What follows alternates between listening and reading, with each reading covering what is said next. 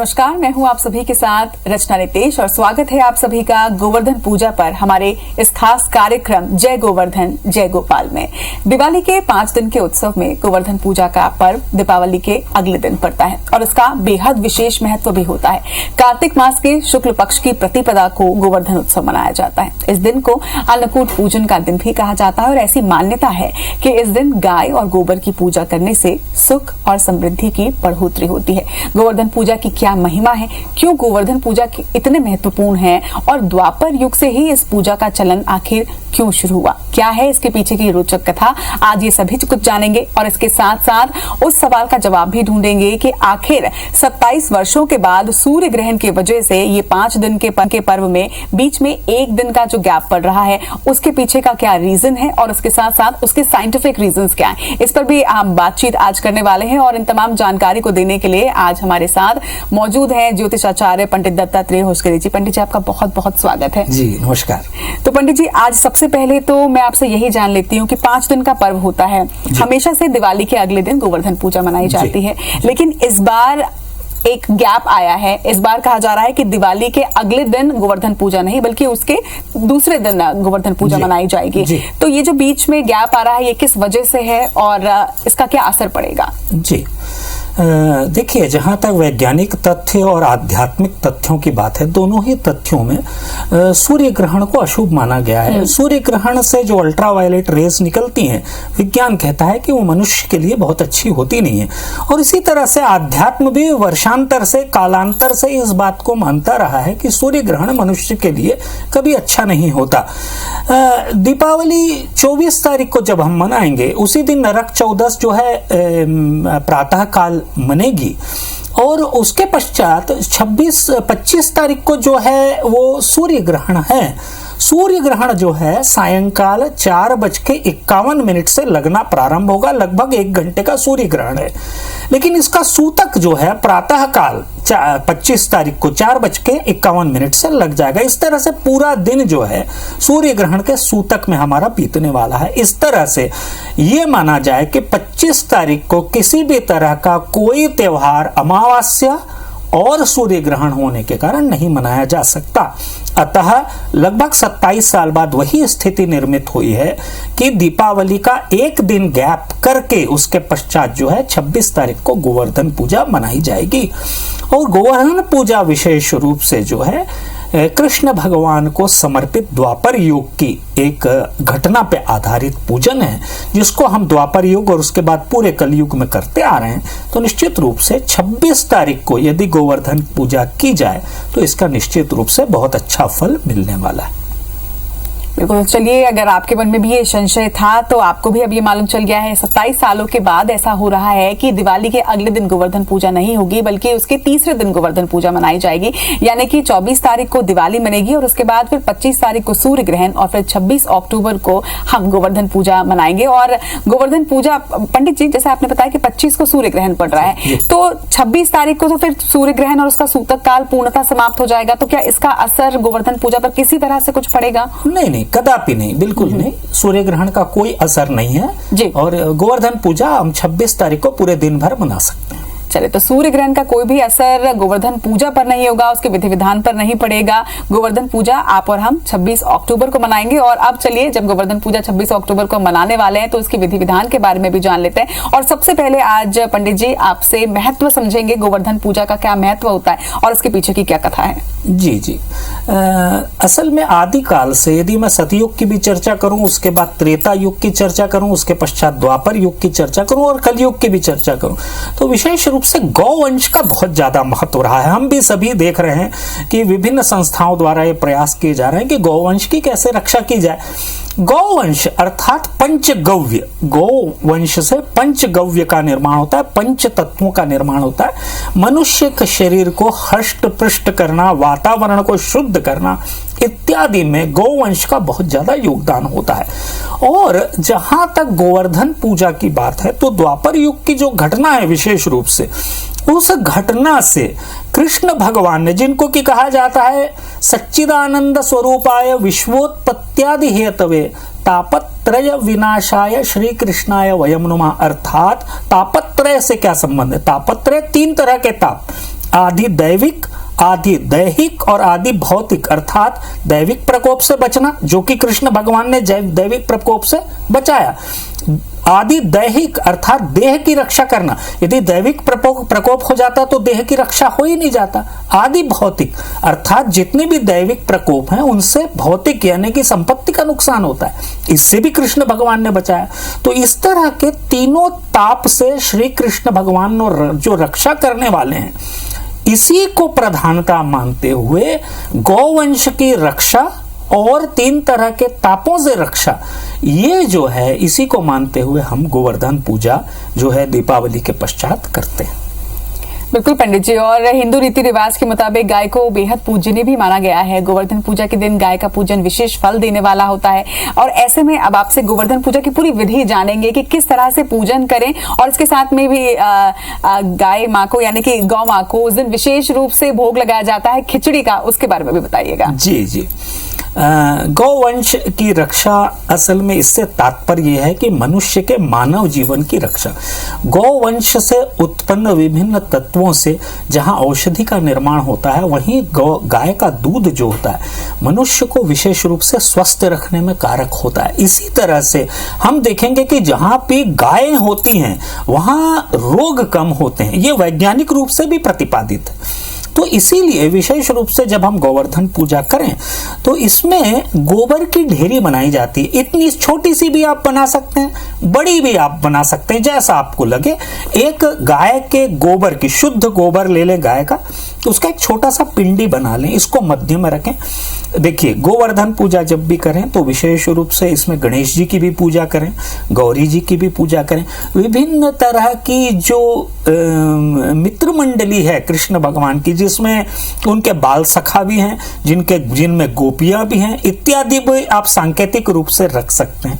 इसके पश्चात जब आप गोवर्धन पर्वत बना लें तो उसके चारों ओर जो है एक सांप की आकृति बनाएं। ये सांप की आकृति क्या है? सांप की आकृति है शेषनाग।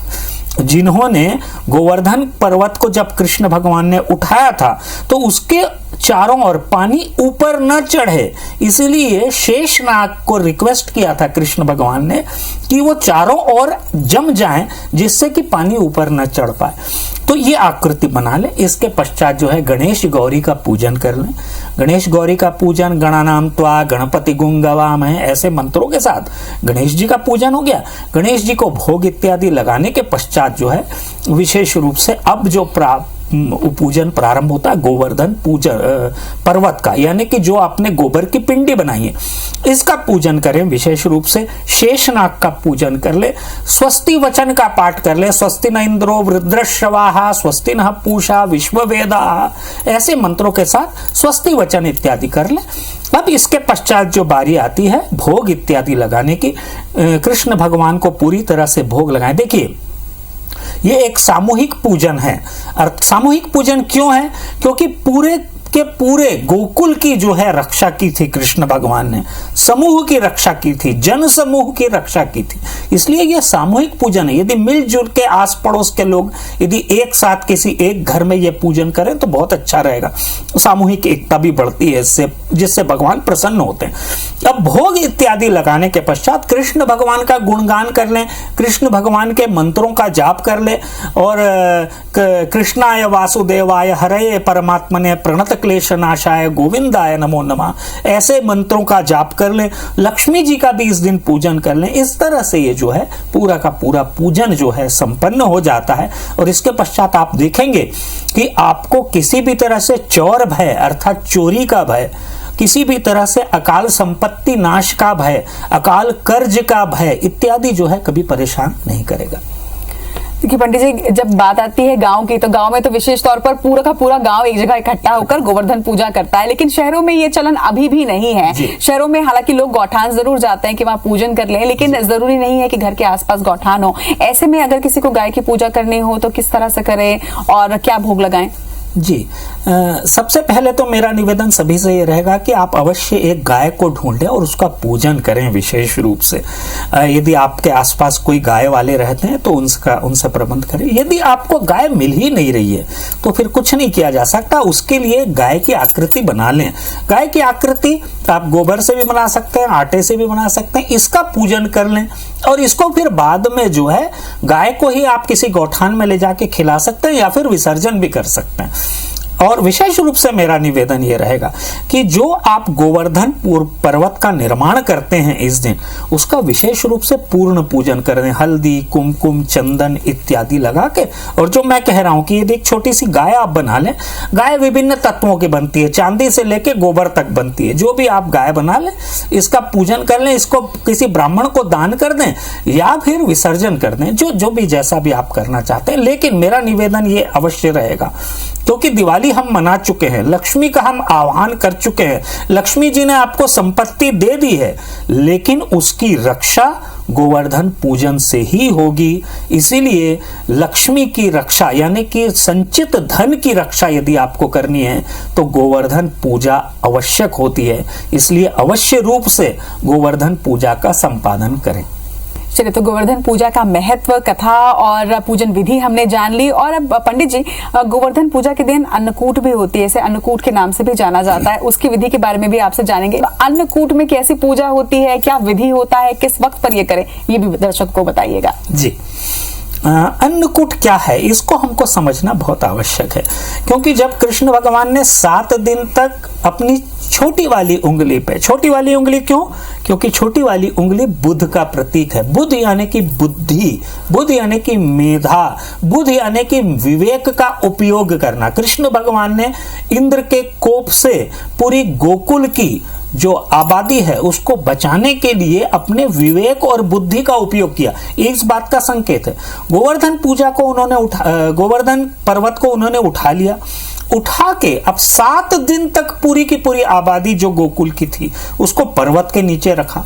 लेकिन सबसे बड़ी समस्या आई कि अब किस ढंग से इनका पोषण किया जाए इन दिनों में। तो पोषण की समस्या का समाधान जो सांकेतिक रूप से हम करते हैं वही 56 भोग होता है, वही अन्नकूट होता है।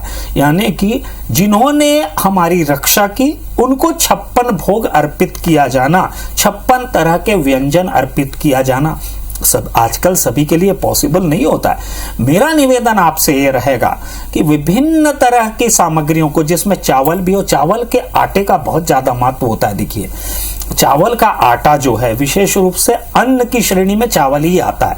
तो चावल के आटे से विभिन्न तरह के, आप चावल में थोड़ा सा नमक मिला के एक चीज बना लीजिए, चावल में शक्कर मिला के बना लीजिए, चावल में कोई सब्जी मिला के बना लीजिए। इस तरह से चावल के आटे के से ही आप विभिन्न तरह की चीजें बना सकते हैं। इसके बाद और भी आप जो बनाएं, और ऐसा नहीं है कि बहुत बड़ी तादाद में बनाएं, यदि आप आधा आधा चम्मच भी ये सब बना लेते हैं तो ये 56 भोग का निर्माण हो जाता है। अब विशेष रूप से इसको कृष्ण भगवान को भोग लगाना है। अब भोग लगाने के लिए जो है विशेष रूप से विभिन्न तरह के मंत्रों का प्रयोग होता है। उन मंत्रों का प्रयोग करते हुए अमृतोपस्तरणमसि स्वाहा ऐसा करके आप इस मंत्र के द्वारा जो है कृष्ण भगवान को भोग लगा दें।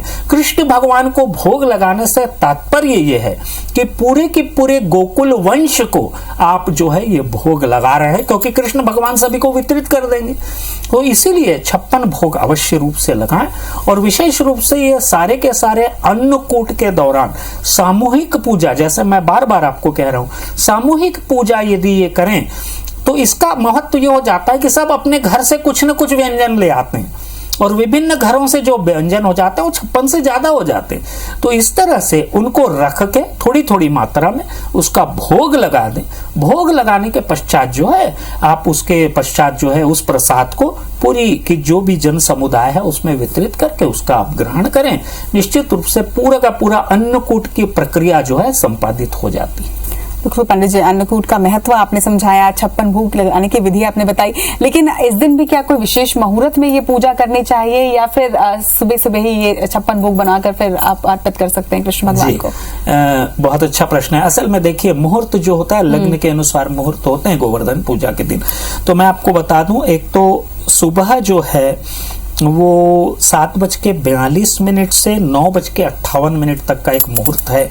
इस मुहूर्त में आप कर सकते हैं। दूसरा एक मुहूर्त सायंकालीन मुहूर्त है, इसमें भी आप पूजन कर सकते हैं। सायंकाल 6:40 से रात्रि 8:39 तक, ये दोनों ही मुहूर्त में आप पूजन कर ले। मध्याह्न काल में भी आप जो है पूजन कर सकते हैं, और मध्याह्न काल में यदि आपको पूजन करना है तो लगभग 11:30 यानी कि 11:34 से 12:36 तक भी ये पूजन जो है आपके द्वारा किया जा सकता है। चलिए, तो उम्मीद करते हैं कि आज आपको तमाम जानकारी मिली होगी। लेकिन पंडित जी, एक छोटा सा सवाल मेरे मन में है कि पहले ज्वाइंट फैमिली हुआ करती थी, बहुत बड़ा कुटुंब हुआ करता था, तो 56 भोग बनाना बहुत ही आसान था, हर कोई कुछ ना कुछ बनाता था और हो जाता था। लेकिन आज के जमाने में एकल परिवार बढ़ा है और ऐसे भी बहुत सारे लोग हैं जो वर्किंग हैं। ऐसे में 56 भोग बनाना अगर पॉसिबल नहीं है तो फिर इसका क्या विकल्प है? जी, मेरा निवेदन ये रहेगा कि जिनके लिए 56 भोग बनाना आसान नहीं है, जो नहीं बना सकते, कोई भी कारण हो सकता है, वो विशेष रूप से नमकीन, मीठा, इसको अलग अलग ढंग से 7 से 8 भी, यदि 8 जो अष्टपदी जो होती है, 8 जो चीजें होती हैं, 8 चीजों को बना लें और इसका भी यदि भोग लगा दें तो वही 56 भोग ही होता है। तो आपको किसी भी तरह से बहुत ज्यादा चिंता करने की आवश्यकता नहीं है। यदि आप 7 से 8 पदार्थ बना के यदि कृष्ण भगवान को भोग लगाते तो वो 56 भोग के तुल्य ही होगा। चलिए, तो गोवर्धन पूजा और अन्नकूट पूजन के बारे में पूरी विधि हमने जानी। पंडित जी, कोई ऐसी बात जो आज के दिन में विशेष तौर पर नहीं करनी है जो आप दर्शकों को बताना चाहें? जी, विशेष रूप से मेरा निवेदन रहेगा कि जो भी आप पदार्थ का भोग लगाएं उसमें सबसे पहले तुलसी का उपयोग आवश्यक रूप से करें। तुलसी का जरूर चढ़ाएं, पहला। दूसरा, किसी भी तरह से क्रोध इत्यादि परिवार में न हो, किसी भी तरह से वैचारिक वैमनस्य इत्यादि न हो। तीसरी बात, विशेष रूप से कोई भी व्यसन का आप उपयोग इस दिन ना करें। यदि ये तीनों चीजों का आपने पालन कर लिया तो आप ये मान के चलें कि भगवान सच्चिदानंद श्री कृष्ण की कृपा, विशेष कृपा आप सभी पे बनने वाली है। बिल्कुल पंडित जी, देखिए, गोवर्धन पूजा हो या फिर अन्नकूट हो, दोनों ही भोजन पकाने से जुड़ी हुई चीजें हैं। और वैसे भी कहा जाता है कि जिस भाव के साथ आप बनाते हैं किसी भी भोजन को, वो उसी भाव को जो ग्रहण करता है वो उस तक पहुंचता है। तो इसीलिए हमेशा ही प्रेम से, स्नेह से आप भोजन पकाएं, चाहे वो प्रसाद हो या फिर रोजमर्रा का जीवन हो। आप हमेशा ही एक अच्छे और खुश मिजाजी के साथ में ये काम करें तो मुझे लगता है कि घर में जो शांति हमेशा ही हम ढूंढते हैं, चाहे पूजा के माध्यम से हो, चाहे जैसे भी हो, वो जरूर आपको मिलेगी। तो गोवर्धन पूजा और अन्नकूट की एक बार फिर से आप सभी को ढेर सारी बधाई। और पंडित जी, आपका बहुत बहुत शुक्रिया, क्योंकि बहुत सारे लोगों के मन में ये भी संशय था कि किस दिन गोवर्धन पूजा हमें मनानी है और किस तरह से ये पूजा करनी है, तो उसके बारे में आपने तमाम जानकारी दी, इसके लिए बहुत बहुत आभार आपको। नमस्कार। चलिए, तो आज के खास कार्यक्रम में बस इतना ही। हमें दीजिए इजाजत। एक बार फिर से आप सभी को दीपावली पर्व की ढेर सारी शुभकामनाएं। नमस्कार।